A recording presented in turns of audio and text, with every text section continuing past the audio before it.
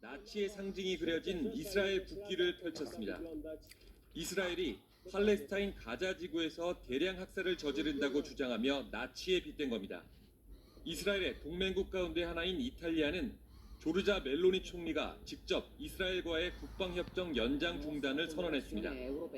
협정은 양국이 군사물자 수출입과 인사관리, 훈련 등에 협력하는 내용으로 어느 한 나라가 반대하지 않으면 5년 주기로 자동 갱신돼 왔습니다. 두 나라 관계가 틀어진 건 이스라엘이 최근 레바논에서 이탈리아 유엔 평화유지군 차량에 경고 사격을 한 것이 결정적 계기가 된 것으로 풀이됩니다. 멜로니 총리는 미국과 이스라엘의 이란 공습을 국제법 위반이라며 비판해왔습니다. 유럽 시민사회에서도 이스라엘의 행위를 폭력으로 규정하며 규탄하는 목소리가 높아지고 있습니다.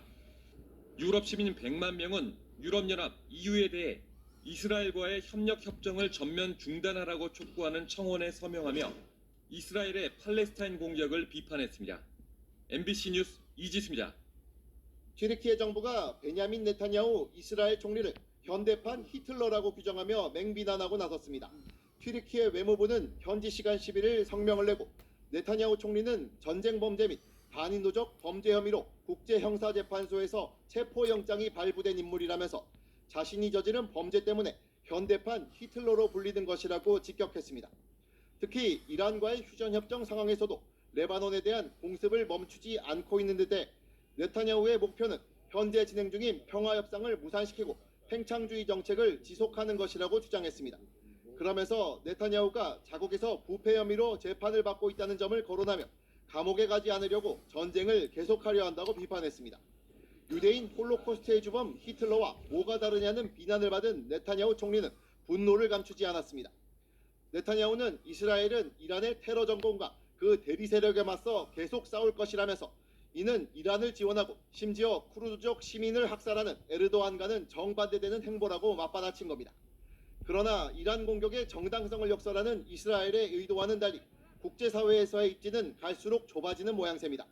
친트럼프 성향으로 꼽히는 조르자 멜로니 이탈리아 총리는 휴전의 비협조적인 이스라엘을 겨냥해 이미 너무 많은 사망자와 용납할 수 없는 피난민을 발생시켰다며 공격을 즉각 멈추라고 경고했고, 스페인의 페드로 산체스 총리는 이스라엘과의 EU 협력 협정을 즉각 중단해야 한다는 주장까지 내놓았습니다.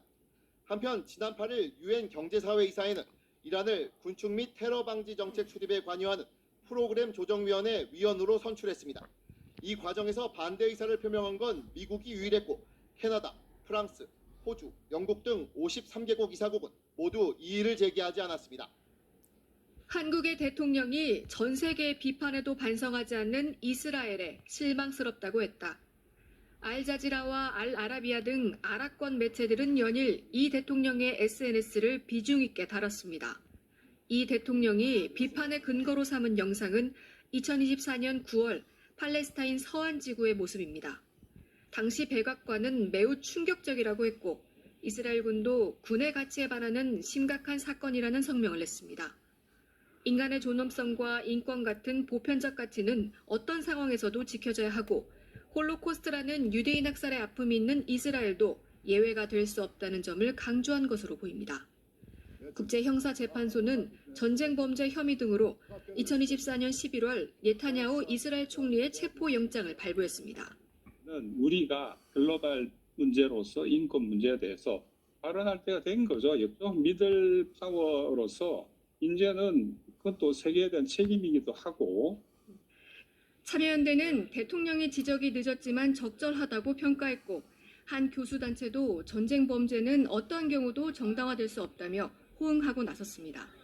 나아가 이 대통령의 발언은 기름값과 환율 급등으로 전 세계가 고통받는 상황에서 특히 그 직격탄을 맞고 있는 한국의 특수성을 감안한 거라는 해석도 나옵니다. 지난 1973년 박정희 전 대통령도 4차 중동전쟁으로 이른바 오일 쇼크가 닥치자 이스라엘을 비판하는 긴급 성명을 발표했습니다. 이스라엘의 점령지 반환과 팔레스타인의 정당한 권리 존중, 그리고 아랍 국가들과의 우호 확대 등이 담겼습니다. 한국이 살려면 석유가 필요하다는 판단 아래 전략적으로 선택한 50년 전의 실용 외교인 셈입니다. 적어도 에너지 안보와 같은 사활적인 이익이 걸린 문제에 대해서는 진영을 넘나드는 유연하고 좀 실용적인 접근이 필요하다라고. 다만 이스라엘의 행태가 이란의 반인권적 행태에 면죄부를 주지 않는 것처럼 이스라엘에 대한 비판이 이란에 대한 지지로 받아들여지지 않도록 향후 외교 메시지 관리도 필요해 보입니다. MBC 뉴스 김윤입니다.